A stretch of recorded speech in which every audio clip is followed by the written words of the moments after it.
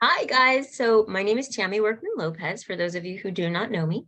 And I'm going to be going over with you today some information that I want to share with you and that give to you that you can share with others. Oftentimes, we do not understand our emotions and what's going on or other people's emotions. And so I put this together. The basis of it is from a book called The Secret Language of Feelings by Calvin Banyon. But I took his idea and I implemented it into some other things I saw were necessary. So this document is to help you understand your emotions, understand where you feel those emotions in your body, also to understand what you might have believed about that emotion to what is actually true about that emotion, and then being able to implement them in a step-by-step aspect of setting boundaries for yourself or for others. And so what I'm going to do is I'm going to share this with you. And we have with us a guest, Becky, who, as she has questions and ideas, she's going to share them. So I'm going to go ahead and share my screen.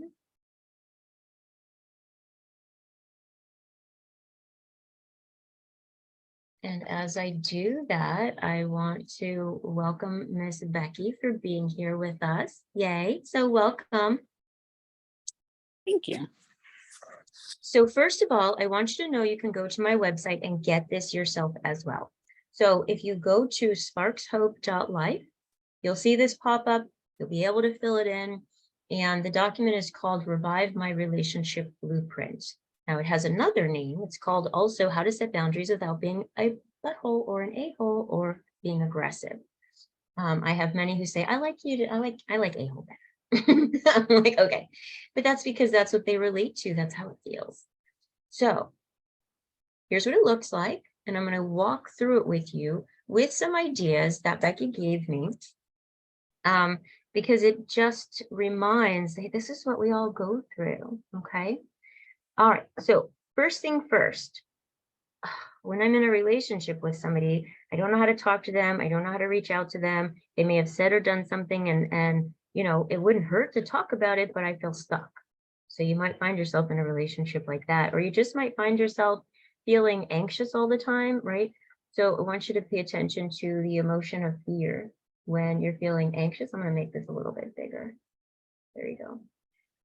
If I feel fear, you might not connect the two, but if I'm feeling afraid of something, I don't know how it's going to go, I'm worried about the results, what's somebody else going to think, how is this going to move forward? You might notice that your heart starts to beat, your chest gets tighter. It's anxiety. But if we can back it up and go, oh, that started from some fearful thinking, then we can actually back it up and make that change. Now I'm about to go over a lot with you really fast. So don't feel like you have to get it all. You've got this recording, you can come back and watch it. But as you start to go through this, you're going to change your subconscious mind and your subconscious beliefs. A lot of times people have it, anxiety is not fear. Anxiety is totally something else. So I might say to somebody, so do you feel fear? They'll say no. Do you feel anxious all the time? So when you begin to back it down, you can start to understand what's going on, but you might not know how to deal with it. You might have anxiety about a situation that's like, I want to talk to somebody and I can't. I get this feeling all welled up, but I don't know why. So that's where you take a look. What's the feeling and where? Okay, I feel it in my throat. I feel it in my chest. I feel like I can't breathe. Because of that, I'm getting like this weird headache. And when I try to go talk to somebody, I'm like this, right? We stop and take a look. What are the thoughts? Well, I'm afraid they're going to judge me. I'm afraid I'm going to hurt them. I'm afraid it's not going to go well. I'm afraid I'm going to lose a friend. I'm afraid, right? We might not realize the fear, but we might have it been sounding in a different way. Well, they're going to get mad at me. I'm going to say it wrong. Notice that? So I want to share that one with you because that's a big one. That one gets us really stuck. The other one that gets us stuck is the experience of inadequacy. I don't know what to say. I don't, what if it doesn't go well?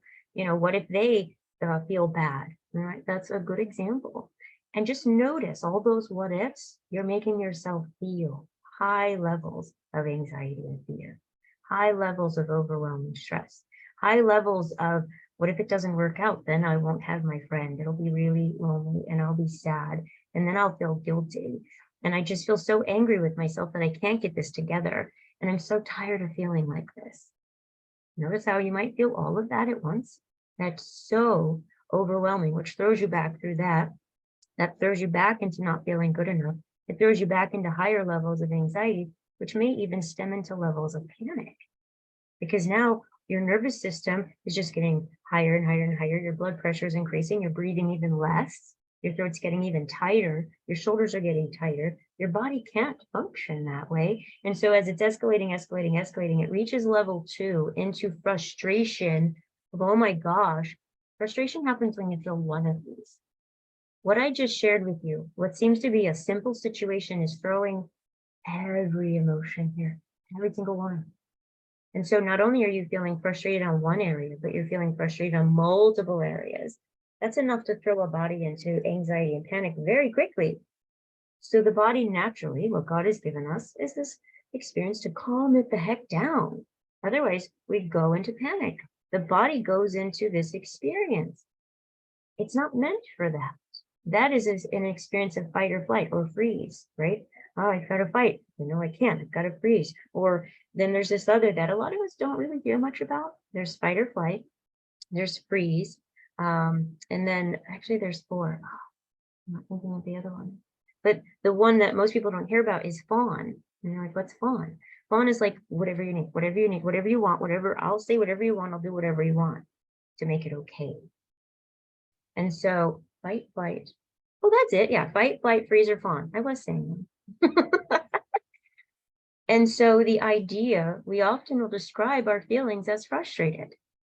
But now you realize, wait, I'm feeling one or all of these, or just a couple, but I'm going through this, and this needs my attention. And once this has my attention, I'm no longer feeling frustrated. But what happens if these are not handled and frustrated gets so big? The body has to calm down. So it goes into depress. It's got to depress this down so I can relax and calm down. Well, what do we believe about anxiety? What do we believe about overwhelm? And what do we certainly believe about depressed? And nobody wants that. That's medication. That's hospitals. That's crying in your ice cream. That's doing bad things. What if it doesn't mean that? What if anxiety just means that your fear has gotten heightened? What if overwhelm just means that you've got overstimulation and you need to help yourself ground, either through writing things down or actually connecting and grounding yourself by touching something and looking at it and, taking away all the other thoughts and just calming down into just looking at something or touching something or hearing some music or calming thoughts, right? What if depressed just means it's an opportunity for your body to calm down, kind of shut down for a minute? But that's bad. It's going, oh, boy, I was really taking myself up there. What if maybe there's some coping techniques that you have when you get to that level that are really great for you and some that are really not that great for you? And it could look like overworking. It could look like watching too much TV. It could look like working out too much. It could look like, so we tend to do too much when we're in this space. Instead, if we realize we're there, we can allow ourselves to do just enough. Well, let me work out a little bit. Let me watch some TV. Let me talk to a friend, right? We might do things like fix our hair, do our nails, something that has us feel better. For a guy, they might want to go for a jog or talk to a friend or go somewhere fun. Same thing with a girl. I'm just kind of thinking about different things. Now for guys and girls, right? You might want to go work. Let me go work so I can concentrate, where I feel confident, where I feel really good. Okay. But you don't need to overwork. You don't need to overwork out. Okay, let me go spend time in my relationship. Okay, cool. Let me get a new relationship. Okay, cool, maybe. Oftentimes we'll use these things in this coping to redirect our attention and stay there. Oh, well, everything's changed if I do my hair. Everything's changed if I get some new shoes. Everything's changed if I get a new relationship or a new car. No, everything's changed if I get into, doing whatever, smoking weed, doing some coke, whatever it is that distracts me. I'm fine. I'm better. Okay, now let me go back to the problem. Okay, it's going to build all up again because I don't know how to work with these emotions that are going on. Because oftentimes they're coming from how you think. Right? And if there's an incorrect thinking, an incorrect perspective, then that thinking is going to throw us into emotions that we believe is due to somebody else. We don't know how to work on them. And then we're stuck looping this pattern, right? Emotion, frustration, depression, emotion, frustration, depression. And for some people, depression, we know they cry, they separate, they shut down. But there's depression that we don't know, like overworking. I could be depressed when I'm doing that. Not feeling anything, that could be depressed. Oh, I just thought that meant I'm fine. You know, I focus on everybody else and not myself. Oh, I didn't realize that was depression. I didn't realize that was my coping to avoid this other stuff, right? I stay up and watch TV. I don't get good sleep. I wait until I drop off, or I use wine or alcohol, because I can't deal with, as my mind's quiet, this stuff comes up, these emotions come up. Then I loop and loop and loop. That's too much, right? Okay. So I would just want to stop and check in with you, Becky. How are you doing? Did you have any questions on what I shared so far? Unmute. No, it makes a lot of sense. Okay, perfect. Now, when is there anything in particular here that I was going through that you're like, oh, I really want to use that. How could I use that? Did you have any questions like that? I think I started to think about what things I could do to like naturally like reset my own stress levels and yeah. Okay. Mm-hmm. So that's actually a good point. So when you are feeling a particular way, or let's say you're not sure, let's just say you feel totally maxed out. Like, yes, I feel stressed, I feel this, I feel all of it. And I feel like I've frustrated myself so much that I'm just in a whatever. So then you know you're here. You take a look at, when I feel overwhelmed, what's my conversation? When I feel overwhelmed, what happens? And it might be like, I need to watch TV, or I need to go for a walk, or I need to, whatever it is. That's where, okay, so this is my depress it down, not depression, not like I have to live here. So, okay, so this is a flag saying, hey, you're here. You need to take a look at some stuff. Okay, so without judging this, so let me back up. So then I was frustrated. Okay, so what got me frustrated? Well, what got me frustrated was this person said this, and I felt this, and I tried to do this, or I didn't. And then I had this thought, and this thought, and this thought, this thought, thought. Because that's the way our brains work. So allow yourself to take a look, write down what frustrated you. And you can use this list to help you. Well, when this person or myself or this experience happened, I thought this. And allow yourself to write down any thought whatsoever. Even if you have thoughts about those thoughts, write that down too. It's getting it clear and out of your subconscious mind and conscious mind all onto the paper so your mind can work better. You can start to become more aware of your subconscious thoughts that you believe are absolutely true. They're not. You can also become more aware of what you're trying to hold on your conscious level. So the conscious mind is like a creative room. It can't hold all this stuff to be creative. It gets bogged down, and then you start to feel really tired. Your eyes feel tired. You might even start to feel nauseous. That's how I start to feel when I've got too much conscious mind. Think about it like I'm giving you a bag of groceries. Then I give you another one. Then I give you another one. Then I give you another one. Then I give you another one. And I'm not a plastic bag either, paper. So you can't hang them on your arms. Imagine how many bags you can hold. I myself too. That's it. And also depends on the weight. So you might say, well, I can hold 3 or I can hold 4, depending on your arm girth, right? Depending on the weight of the bags. So now imagine your subconscious is where you hold all of those bags. You hold all of the file cabinets of information. Your conscious mind is where you display it and you carry it. So, okay, so you pull it forward. All right, I'm thinking about this. Now, what we don't realize, because we think it's all right here, the conscious mind can only hold about either 7 to 9 units or 70 to 90 units. There's like this variation of numbers. But either way, I like to use 7 to 9 because it makes more sense. When you pull it up, you start to chew on it, think about it, brainstorm on it. As you're doing that, other thoughts are coming up. Other ideas about it are coming up. It's going to be a heck of a lot more than 7. It's going to be a heck of a lot more than 70. You might not think so, but if you're thinking about one person, you're going to be thinking automatically, where are they at? Am I going to call them? What time am I going to call them? How are they going to feel? How am I going to feel? Do I really want to do this? How are they going to react? All that stuff starts that quickly because your mind is that cool. And you think that it's all here, but no, it's doing this.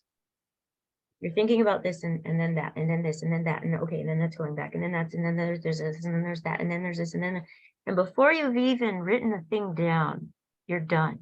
You're done with the conversation. You're done with trying to do it. They've already made you mad. They've already rejected you. It's already been a problem. You've already hurt their feelings.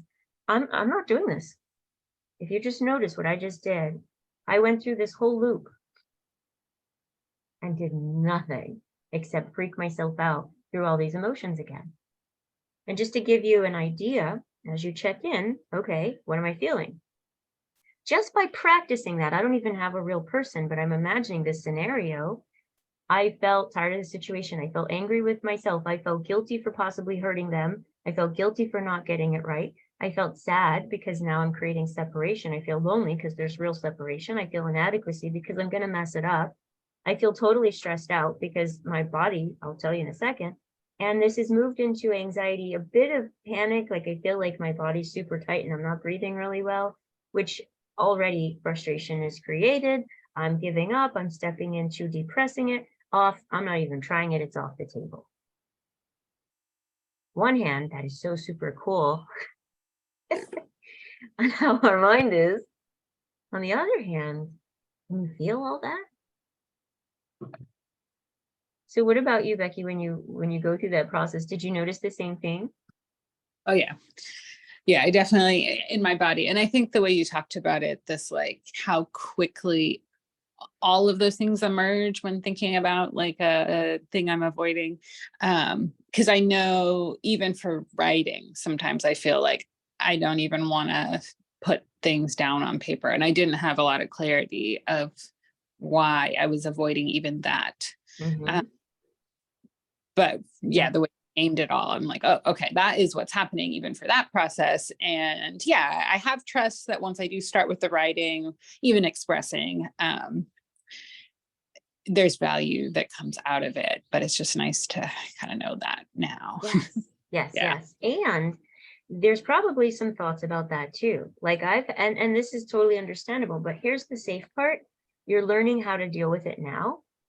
And I'm going to reiterate that a second time. You're learning how to deal with and understand what the emotions mean. You're learning how to deal and understand the thoughts. You're learning how to deal and understand why your body's feeling the way it's feeling. And you're beginning to feel safe with this process that in the past seemed totally wrong and totally not safe. Yeah. And so now it's like, oh, okay. So the body, the mind, the subconscious mind relaxes into the process. And that's why I also do this with people, because this is so big. It's difficult to do on your own at first. Not that you can't, because once you learn how, you can. But just like riding a bike, before you learn how to ride the bike, it was just like, I can't remember all those things. I can't keep my balance. I'm going to fall. I don't want to get hurt. I don't, I'm going to crash into a car. I'm going to die. I'm going to, all that stuff. So when we even think to write it down, if writing it down is only going to rehash all this stuff that's already going on here, I don't want to write it down and look at it too. Or I'm going to write this down and I'm going to feel all this stuff and it's going to feel too heavy and I don't want to. And that's the biggest thing. It's like, well, now I'm just going to make myself feel bad. But I can promise you now, as we're going to take this to the next step, you won't feel bad. So you're going to allow yourself to write down. So take a piece of paper, fold it in half. So just like this, I'm going to do it with you. Take a piece of paper, fold in half. Super easy. That's all you have to do. We're not making it any harder than this. On the left-hand side is the negative thought. And I like to think of the song, all your things in the box to the left, to the left, to the left, they're going out. And on the right-hand side is the positive or the blessing in regard to that thought. Blessing of the thought. Okay, so for example, the negative thought could be, I'm going to hurt this person. The negative thought could be, what if they don't understand? What if they misinterpret? What if they have a reaction? What if they're an angry kind of person and they are going to respond negatively? Like, write that stuff down, and you might notice when you think those thoughts, check in on your body. And this is what I was saying I'd share in a moment. If I'm starting to feel angry, I start to feel that in my jaw and in my back, right? Pretty quickly, mid and upper back. Like I want to tense up. If I start to feel, the author uses the word bored, but I like the word disappointed. It makes more sense. Like, I'm tired of this already. That's what he means by bored. But disappointed makes so much more sense because you feel that, right? I'm tired of this. And I feel that like in my depth, kind of like in my gut, just like, ugh. And I feel that kind of connected to when I feel depressed and feel stuck there. I don't anymore because I know what to do, but I used to live there. I lived there. That was my life for years when I was a kid. And anytime I've created drama in my life, that's where I feel again. And I say created drama because I would find relationships that would have drama, and I picked them. So that's a whole other topic. But anyway, when I feel guilt, ironically, I feel that on my shoulders. It feels heavy. I feel it on my head. I feel weighed down, right? So it's like my chest, my shoulders, like, oh. It also pulls out my energy. It feels like it pulls out my life. I feel it in my eyes too. Sadness. So I experienced sadness for so long. Sadness basically just takes over my whole body, honestly. Loneliness. Loneliness for me is an experience of separate from others. Like, I don't fit. I'm not a part. And I've had that most of my life, and I have to really work on that one because that's what I felt always growing up. So loneliness for me isn't really a feeling. I think loneliness for me happens so quickly that I immediately drop into depressing it. Like, that one's so heavy for me, it's just like off. So loneliness, I kind of feel neutral, I shut off. So it's kind of good to know everybody's experience of emotions is different. So as you're hearing me, you might go, well, my loneliness feels like this, huh?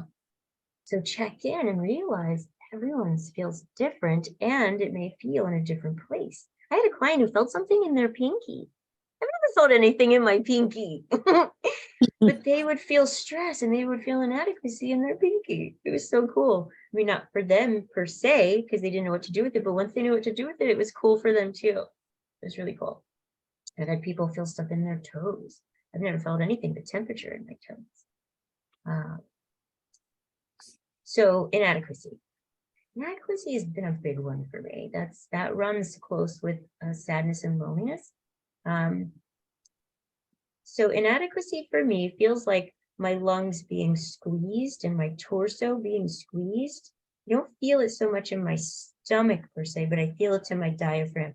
My diaphragm to my head, probably where I feel it. Front, back, the whole deal. A lot of times you might feel some of these things just in your head, and that's okay too. So stress, I feel stress really in my throat. Like, that's the big one. And my esophagus and my diaphragm. That's really where I feel stress. And then around my neck. As far as fear, anxiety, panic, I don't get to panic like I used to. But when I feel fear, I feel it very much like inadequacy, loneliness, sadness. I feel it kind of like everywhere. And sometimes I can feel it like nerve endings, like that. Now that's also part of adrenaline, but I get it over simple things, like where there doesn't need to be adrenaline. Like, oh, I forgot to make that phone call. Bam, and it bursts. Oh, it's exhausting. But that's because it's something I've had to deal with for a long time. I dealt with a lot of PTSD, and I dealt with a lot of punishment. And I've come to take a look at it. Some of it was mild torturous behavior, which I didn't really understand then. So it's understandable that I would go from 0 to 1,000,000 that quick. You might notice it's like an itty bitty, or you might notice the same. So for me, there's almost a skip of mild fear and into an experience of shock, which is like that panic. But I don't stay there. I calm it down immediately. So that's what my fear to panic can look like.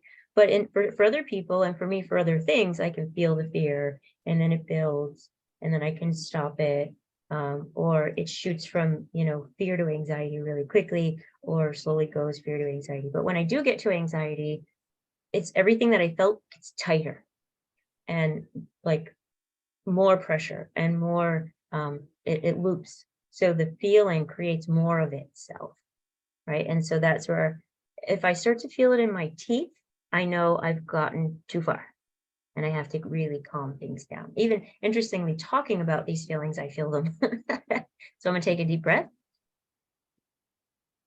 And I'm gonna stretch all this out as I do that. I'm gonna let all that calm down. And notice even the pace of my tone calms down. I was getting faster even in how I was speaking. And so it's just something to notice. Those are just different things. And everybody's different. So it's important to realize that. You might notice somebody responding. Somebody who starts to go into this may shut down right away. Like, I don't care, whatever, leave me alone. I don't, like they might go there. Teenagers, totally. Other people, they stop talking, they stop processing. Or any one of these emotions might cover up another one. So, for example, if I get like stressed out really bad, I might find myself hitting anxiety. Or if I get feeling inadequate really bad, I might jump really quick to anxiety. So anxiety might be what's showing, but underneath it, I'm feeling anxiety or inadequacy first. So it's important to check in on each one. So then you can go, yeah, that's what I'm feeling. No, I'm not. Yeah, no, yeah, no. And you sometimes, and I've had this with clients almost always, there's times when you'll say yes to this and no to that, but I know those go together. So then I'll ask additional questions and you'll be like, oh yeah, okay, yeah, that is there. Because if we haven't addressed these and we only connect to them like frustrated all the time, we don't even know these others are here or how to name them or where they feel them or any of that stuff. So this is really good stuff. This is an out and out session for you guys. I'm giving this to you because I want you to have it. I want you to share it. And this, you might say, oh, I've got this now. I don't need any help. That would be incorrect. There is so much in this and so much around this and so much more support that's needed with this. Please don't tell yourself that. You're going to limit yourself and you're going to stop your development with it. And that's not fair for you. If you tell yourself, that's fine, but just know that it's not accurate. But we're ready for stuff when we're ready for stuff. But my request is you don't. You just say, okay, this is good where I'm at right now, and I will look into help tomorrow. Okay. Okay. So any questions so far, Miss Becky? No, still tracking. All right, cool beans. So can you see how knowing that will actually help address it for yourself? So when you go to accomplish that next step, you understand how you're feeling? Right. Okay, good. Can you also see that it actually helps you take care of those buttons that other people can push? Take care of the buttons. So yeah, knowing what's going on and how to move through it. Yes. Yeah. And so this is also what I'm talking about though, because we might be able to see, okay, yeah, I see the button they're pushing, but I don't know how to work through that. And that's okay. That's why it's important to get more assistance and more guidance through this. So you're able to speak to a person. So here's an example. The other day, or this could be a year ago or 10 years ago, positive statement. I'd like to talk to you about something I thought about the other day. Now, we tend to think that something's in the past, but guys, the past doesn't exist. The only thing that exists is in our memories. So if I'm thinking about the past, it's right now. Right now, I'm thinking about the past. So when does it exist? Right now. So it doesn't matter if we need to bring up the past because it's right now. The past does not exist. Those moments, those experiences we're holding on to or we need to work on them because they're here with us right now. We have a concept that they live in the past. There is no past. So if you can allow yourself to still have that concept, it's okay because it gives us timeline. It gives us the understanding of how to make that tangible and relate to it. And step into the other truer concept of there's no past, right? I can't go to my yesterday. I can't go to anybody else's yesterday. I can't even go to a minute ago, right? I can tell you what I said a minute ago, maybe, but I can't I can't go there. It doesn't exist. So if there's something that's in my mind that's bothering me, guess where it exists? Right now. And if I don't work on it, I'm going to take it into my next right now, and my next right now, and my next right now. However, those don't exist yet either. So it's important that we realize the only time that exists is right now.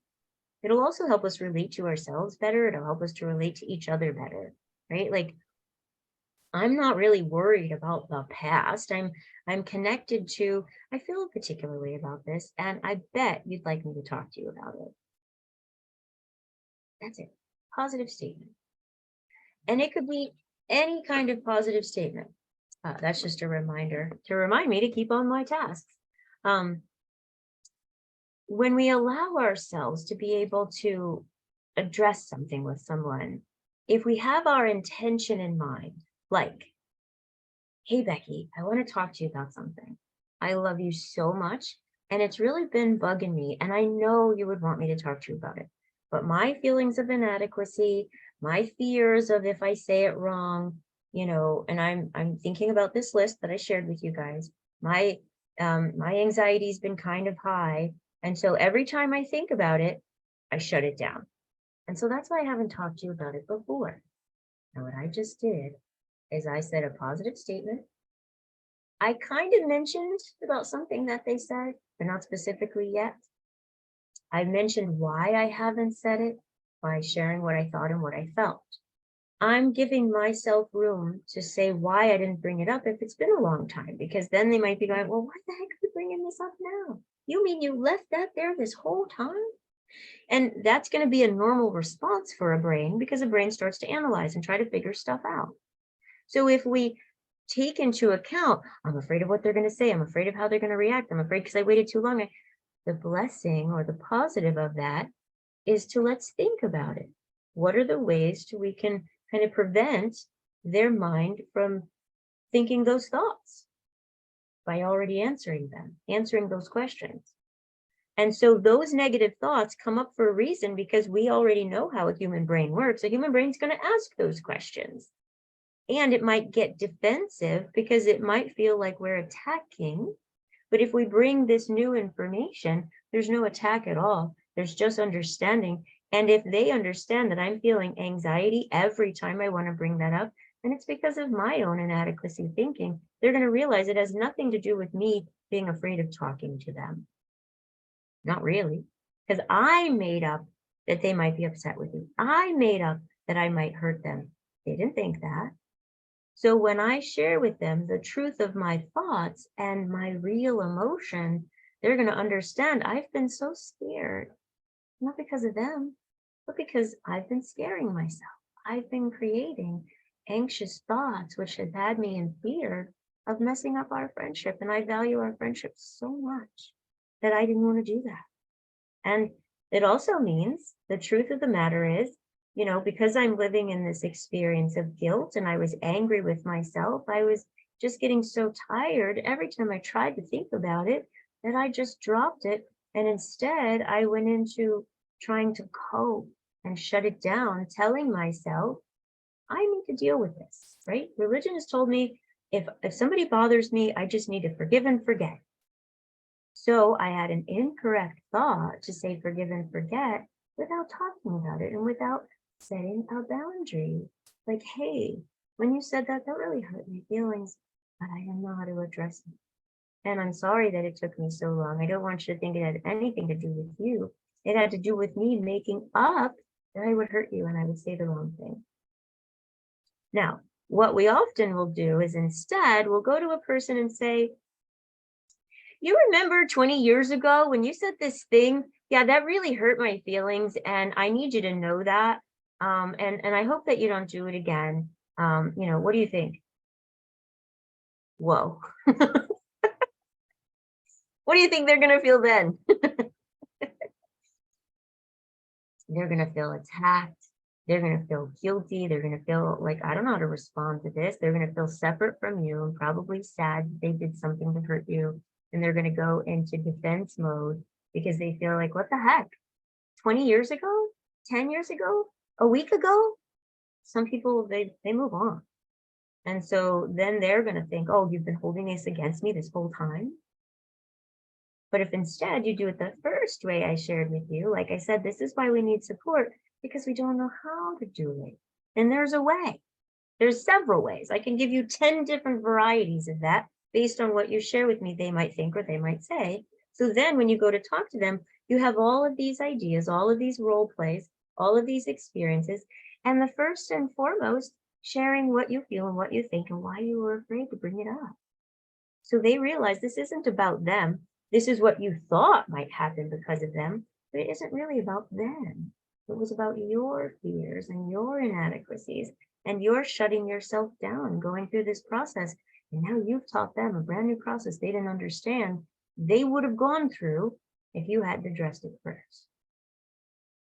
All right, now the last thing I need, and then whatever that is. So I needed you to know that, that's something that is, I don't want to say a soft spot for me or a hard spot for me, but like, I think it might for others feel a little insensitive. I don't know, but I know for me, it felt kind of attacking. It felt a little insensitive to my culture, or it felt a little insensitive to my intellect. It felt insensitive to my skills and my abilities.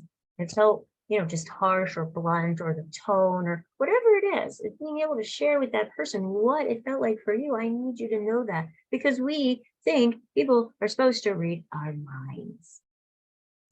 Where we get that from? I don't know. We get it from originally our parents, who, I told you that before, you're supposed to know that. Or our teachers, how do you not know that? Or other people, common sense says, if you don't know something, you don't know it, then it's not common sense. It's common sense to them because they believe everybody should know it, but it's not. The same thing works for you. If you have a belief and an understanding, we automatically believe that other people think like we think and feel like we feel. But as you went through this today, you realize, holy cow, everybody feels and thinks differently. Where's the common sense in that? There isn't any, unless we learn something like this and we share it with others. You all then have the common knowledge, which creates the common sense, which creates the, hey, remember this and remember that? Yeah. Otherwise, no, we've got to tell each other what we need and what we think and how we feel, because we don't do it all the same way. We have different filters, we have different experiences, and a lot of them are negative. So we're coming from a place of defending and attacking versus a place of stepping into and understanding ourselves. So then when someone else has that same reaction, we go, oh, okay, so they're acting angry. So when somebody, I don't say acting, but they're showing anger.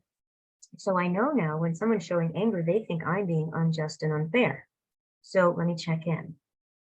Am I being unjust and unfair? Let me check in with them. Hey, I feel like I'm being fair and just in what I'm saying. What part do you think is unfair and unjust?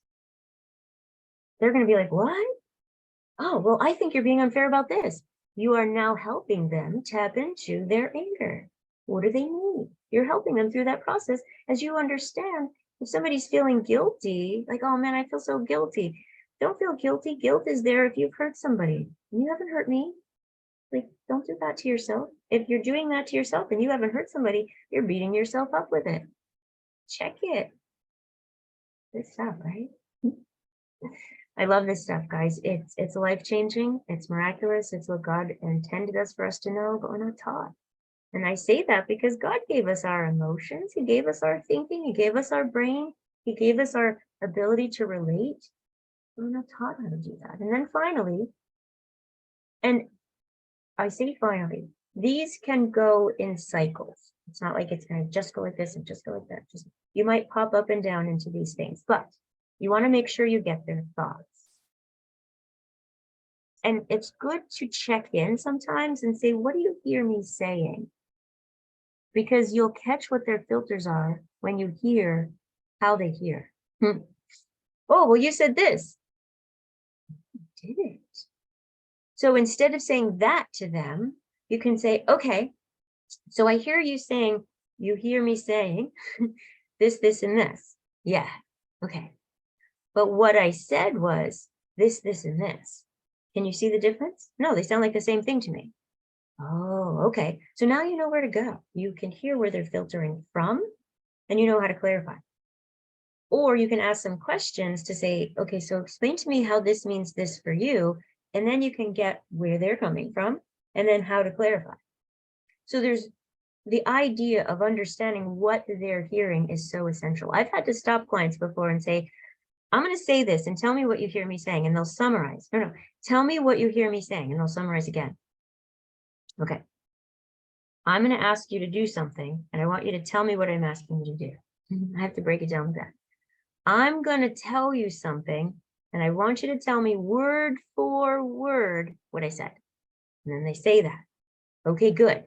You're going to tell me word for word, right? Yeah, okay. And then, only then, because they stopped their pattern of how they listen, are they able to tell me word for word what I said. And now they heard me. And they go, that's how I was listening. People can't catch it because they don't know they're doing it. And they need somebody who's not being reactive to how they're doing it to help them. That's all. So that's a lot. I know it's a lot, and it's so helpful. And I wanted to get you this tool. I wanted to get you this support because it will help you in so many ways. Now, exclamation point, exclamation point, exclamation point, little note sign, little symbol. Do not expect yourself to have to do this on your own. It took me years to figure this stuff out and go through the process and put all this together and break it down for you and walk you through it. I still have to get help from my coaches and my therapist, right? My couples therapist to help me do this when I am hot and I am not hearing my husband the way I want to be hearing him. I am defensive because what he said hit my button and I can't stop it. I can't. No matter how hard I try, no matter how much I know this stuff, I'm sitting there going, I know I should know this. And I have to step out of that and go, okay, it's pushing a button that's so raw and so painful. I need help. That's okay. Right. And I'm okay to admit that. I am transparent with you guys, always am. Right. So the same document that you're going to get, you'll also see that there's a blank one. So you can run through the example on your own. You can write this down and you can practice it beforehand. I do sessions with clients to walk through this process verbatim on what's going to happen with them and the other person, what's going to happen with them and their emotions. What is the thoughts they're making up that's freaking them out and having them upset or worried or, and maybe not freak out. You might not like that terminology, but it's having them get upset or it's having them, I'm not going to do that. There's no way I'm going to do that. I can't do that. Let's take a look at why. What's going on? What are the thoughts? What's the emotions? Where are you feeling? Once all that gets clear and you're able to bring safety into it, you're able to see why that's there. You have the tools to know how to address all those concerns. Bam. You have everything that you need. So when you go to talk to that person, you've already role played out every different area, every different scenario, every different emotion. So when they do it with you, you're calm, you're relaxed, you feel safe. And then you also know that a conversation isn't everything. So you can go back and you can say, I'm working on this and I'm figuring it out with my coach. So can we come back to this again? Yeah, sure, of course. So you don't have to get it right the first time either. That's not how relationships work. Even with ourselves, our relationship with learning how to communicate takes practice. All right. Shake it all off. A lot of information. Shake, shake, shake, shake, shake. What would you say? And I'll ask Becky this, but I want you guys to answer this too. What would you say you got out of this? What would you say you're going to implement? What would you say you'd like to learn more? Miss Becky? What would you say you got out of this? What would you say you're going to implement? And what would you say you want more of? Yeah, I'm thinking about it. I think like I said before, the realization of how complex, how many thoughts, how many responses are coming up when I'm nervous about something. And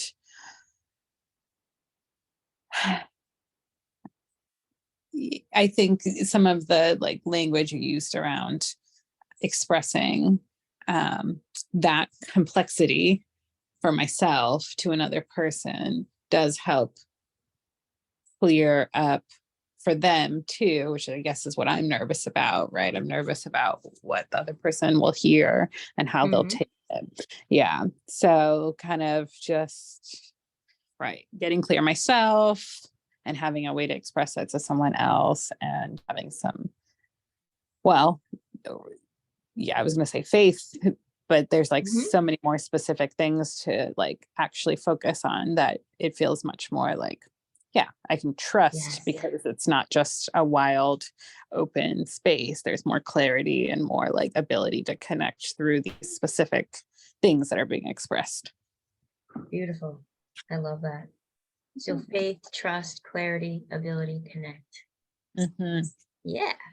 So when we started, I should have asked you this before, but when we started, that anxiety about doing it, what number would you say from 0 to 10 it was at? Mm, probably like a 6 to 7, probably 7. Okay. And what would you say it feels like now? Um, More before. I think there's still like maybe until I continue to practice more and just like love the process. But I have a lot more understanding. And I had some before, which is why I was kind of close to like, yeah, I get I can do it. And but this just added more clarity. So I'm feeling on the safer side. Beautiful. Yeah. Um, And um, when I spoke with you the other day, being able to name it, like that helped you start your clarity. That helped you start to mhm. go, oh, right. So maybe even then, before then, it might have been a higher, but then you Yeah. started to get more clear, and now you're getting Right. more clear. So you're actually seeing the number go down, and that's Hmm. awesome. Um, Yeah. and so as you're thinking about and writing down whatever else is coming up that's at the 4, write that down into the negative. And don't think of negative as bad. I like to use this as the analogy: negative, positive. You need both for the flow to work. You need both for it to be Mm-hmm. powerful. So we got to clean off the goo of what we think about negative and clean off the goo of what we think about positive. We need them both. They're both great. They're both going to make this give us power. So taking a look at the negative side is just being able to get out, okay, that negative is there to help me. How? So let's write it down. Let's write it down. Let's write it down. Okay, so this is what's coming up. This is what's coming up. This is what's coming up. If it feels on any of the negative emotions, then it's negative. Write it down. Even if you feel like it's the truth. Like, yeah, but if I do this, then that. Or if I do this, then she'll feel this way, or he'll feel that way, or they'll feel this way. Or even for myself, if I do this, then I'm going to feel like this. Just write that stuff down, the ifs and the thens, and notice what emotions coming up. Go through the emotion list. And then we can check back and we can see, okay, so what support is needed? Those negative thoughts are actually telling us what's needed. So on the positive side, we bring in what's needed. Make sense? Mm-hmm. And it'll bring that 4 pretty much down to a 0. Now you might feel a different kind of experience, like I'm excited to do this. I'm feeling a little, a little bit, you could call it anxiety.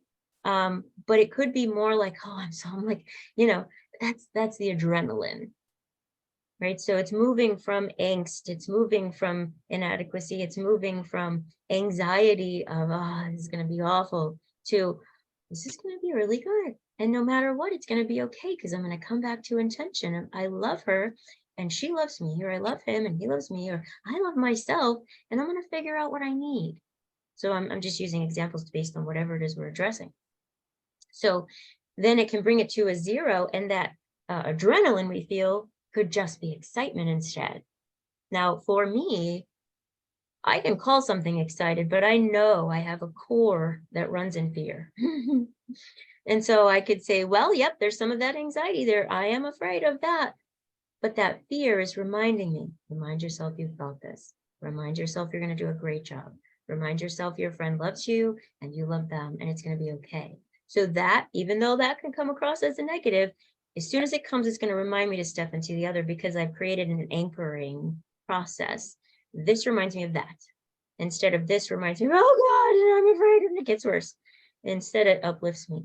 So I use it to pray. I use it to step into positive affirmation. I use it to step into my intention. So that practice could also will also help bring that 4 down to a 0, and then bring that 0 up into a much more positive space of healthy thinking and healthy practice, healthy relationship. Yay! Okay, beautiful. So we are at time. Becky, I'll connect back with you so I could see how additionally I could support you. Those that are watching, let me know what you think, right? Let me know how this supports you. Let me know what other challenges does it bring up. Let me know what you want to take on and set some time with me. We can take a look and see how this could help you. And if this is something you want to work on, get yourself to a place where you're feeling safe in your life, safe with your emotions, safe with your thoughts, safe with your limiting beliefs, safe with all the problems, because now you have a way to work on them and get them out of your way and take things to a way better level. I've had so many people say, oh, I've done so much work. How's this going to help? Now you know. And I've been wanting to do this recording. I've done Facebook Lives and I've done some similar. This I wanted to do specifically with you. And I had in mind that I was going to do it specifically to help somebody at the same time. And we just came together, Becky and I, and I'm like, here it is. It's time. And so this is my gift to you. If you feel like this has worked for you, or you love this and you feel like it will work for anyone else, share it. But also share my information. And you'll see it here at the bottom.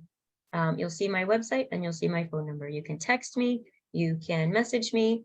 You can also set a time. It's sparkshope.life/book-online. You can go there as well and set up a time, but text is always easier and better. Anyways. So, all right, guys, you have a beautifully blessed day. And what I always like to say is bring it in. That's what I like to say. I'm like, what does I like to say? Big squishy hugs for health. You take care of you and know that you're loved, right? You're loved as a human being. You're loved for taking care of your life. You're just loved for being willing to look at the scary stuff and see that it doesn't have to be so scary and so painful and so troublesome. All right. So like it or not, you are loved. So you take care of you. And now I gotta stop screen share and stop the recording. And you guys have a blessed day. Talk to you soon. Bye for now.